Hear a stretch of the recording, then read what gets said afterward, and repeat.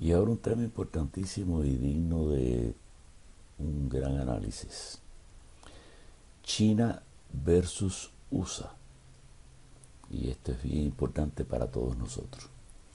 Sin duda es una de las grandes cosas de la historia moderna, ¿no? Esto que ha sucedido, de que después que Estados Unidos se quedó prácticamente solo con la hegemonía mundial, de pronto desde abajo le venga una nación que no es cualquier nación, sino una nación con más de 1.000 millones de habitantes, una cosa increíble, a retar el poder económico de los Estados Unidos.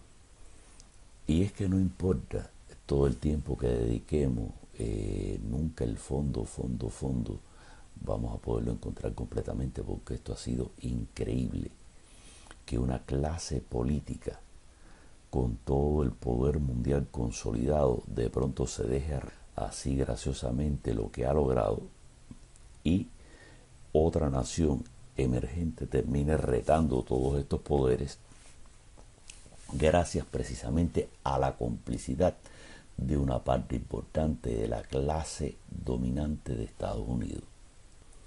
Todo esto sin duda tiene un antecedente desde la época en que Nixon y Kissinger comenzaron sus trabajos para captar a China a favor de Estados Unidos en contra de la ex Unión Soviética, que le rindió sus frutos, ¿no? Pero lo que ha sucedido después es realmente increíble. Y es que China comenzó toda una serie de reformas con Deng Xiaoping, reformas que por supuesto habría que ver cuáles son sus verdaderos orígenes, quién se los aconsejó, cómo fue la historia real detrás del telón de todas estas aperturas, pero bueno, el hecho es que sucedió desde el punto de vista visible, que China cambió su política de comunismo austero por un comunismo capitalista o un capitalismo monopolista de Estado, o lo que le quieran decir, que no es otra cosa que una fantástica imitación del Estado corporativista del fascismo de los años 30. Así pues, sin duda, para que esto haya sucedido se ha necesitado de la complicidad de un enorme sector de la clase dominante de los propios Estados Unidos. ¿Y cómo es que se logró esto? Bueno, pues nada, ofreciéndoles mano de obra muy barata, muy barata, muy barata, para poder estar haciendo sus negocios, su producción, etcétera, etcétera, etcétera, sin tener que pagar los salarios grandes que se pagan en los Estados Unidos. Así pues, parece ser que no fue muy difícil para esa alta clase política norteamericana decidirse por la mano de obra ultra barata que China comunista ofrecía contra la mano de obra cara que Estados Unidos y sus leyes de protección y sus leyes nacionales y sus conquistas laborales de muchos años ofrecían a la clase obrera norteamericana.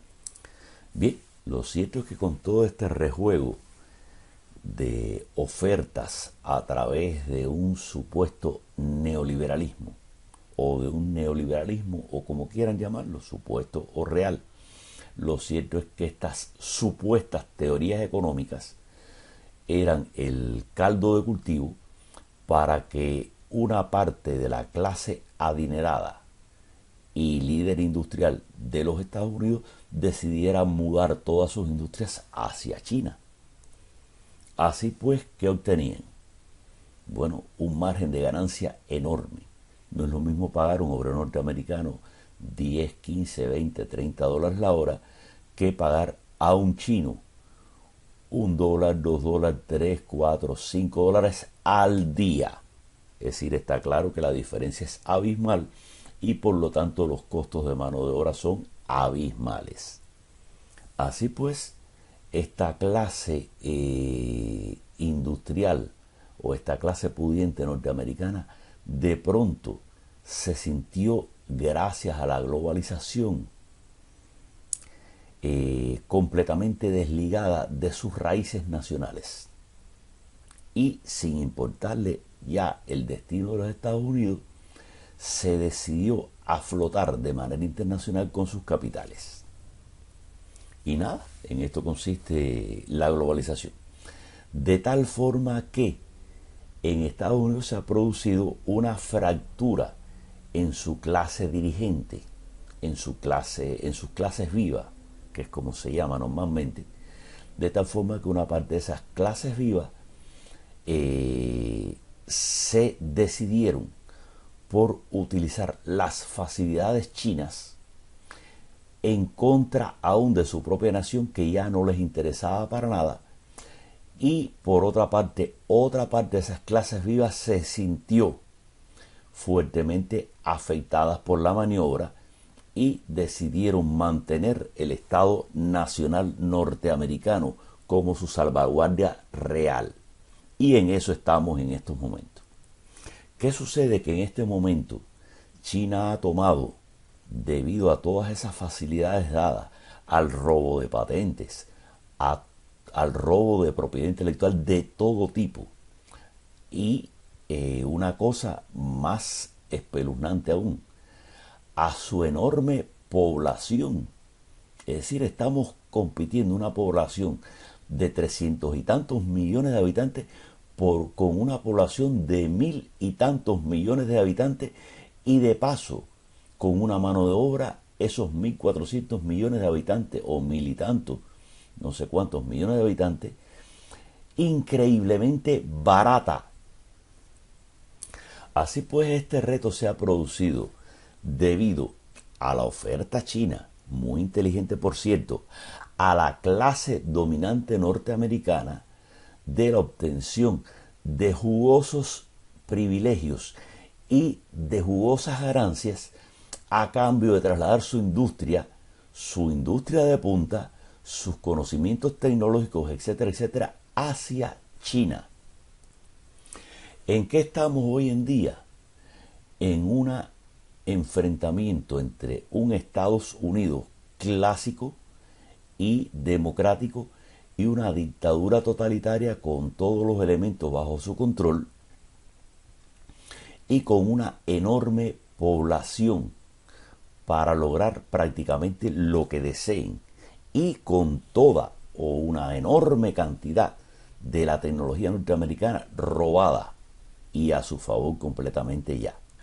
Así pues, estamos hablando de una China completamente centralizada, organizada, sin divisiones, porque en dictadura no se aceptan las divisiones ni las disensiones, caminando por un rumbo muy, muy, muy sólido hacia el predominio económico mundial, frente a un Estados Unidos internamente dividido y con una mano de obra extremadamente cara para competir con la China.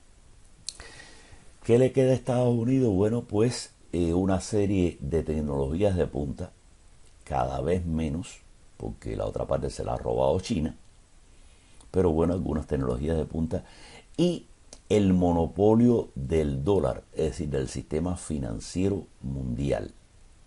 Pero de continuar las cosas por donde van, China, con su sistema productivo enormemente eficiente, porque es copiado al calco del fascismo, que ya demostró ser tremendamente eficiente desde el punto de vista económico desde la década de los 30 del siglo pasado, pues está claro que estamos frente a una disyuntiva tremendamente peligrosa, que es a la que trata de hacer frente Donald Trump, pero realmente en la situación actual ya no sabemos si podrá tener o no éxito.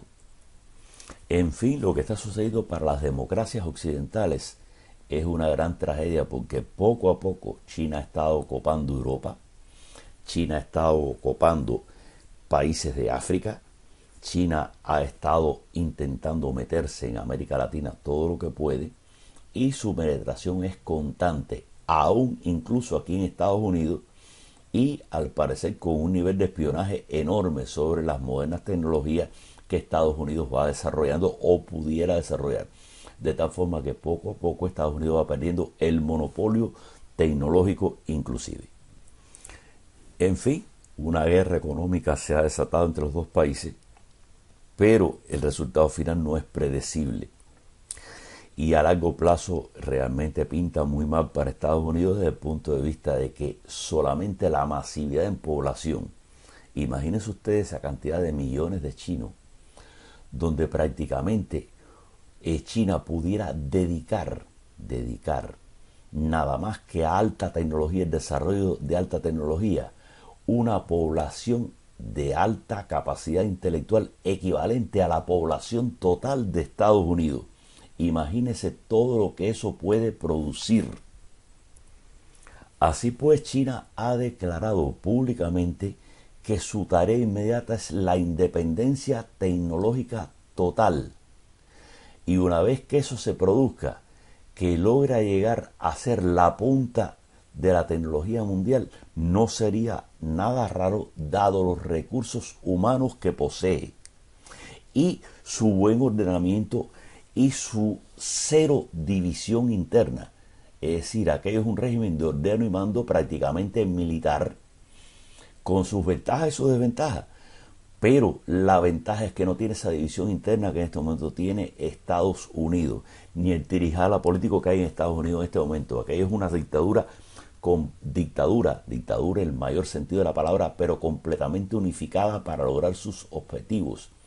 Y con el potencial humano que tiene, realmente podría lograrlos, como ya ha demostrado desde el punto de vista de su enorme crecimiento económico, etcétera, etcétera. Es decir, ha logrado demostrar que puede hacer eso y mucho más. Así pues, el reto está más que claro. Estados Unidos o se pone las pilas, acaba con sus divisiones y comienza una política del tipo que Donald Trump está proponiendo para intentar contener y revertir la situación actual, o sencillamente China vencerá claramente a Estados Unidos en los próximos 10, 15, 20 años, sin la menor dificultad de seguir la división interna en nuestro país. Dense cuenta todos los problemas que ha traído la construcción de un simple muro que es más que necesario a ojos vistas.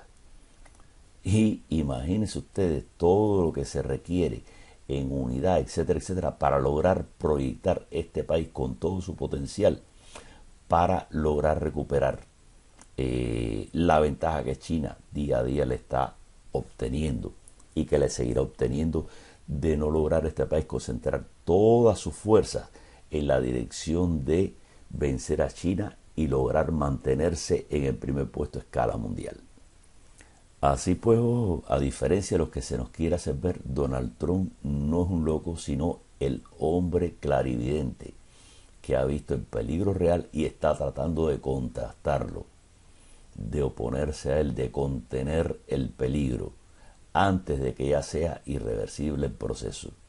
Pero sencillamente los demócratas están jugando el juego de aquellas fuerzas de poder internas en Estados Unidos que encontraron muy productivo venderse al capitalismo internacional y dejar a Estados Unidos colgado de la brocha. Así pues, o Estados Unidos logra unificar su base dirigente y resolver sus contradicciones internas, o la derrota está garantizada para este país. 10, 15, 20, 30 años, pero China nos pasará por arriba con su apisonadora de seguir estas discusiones estériles a que el Partido Demócrata nos está llevando, en lugar de unificarnos alrededor de la idea combativa de Donald Trump. En fin, se trata de nacionalismo versus globalización. Si caemos en la globalización, Estados Unidos será destruido. Si logramos emerger con un nacionalismo fuerte, Estados Unidos todavía está en condiciones de ganar la batalla y mantenerse en los primeros lugares mundiales. En otros capítulos continuaremos.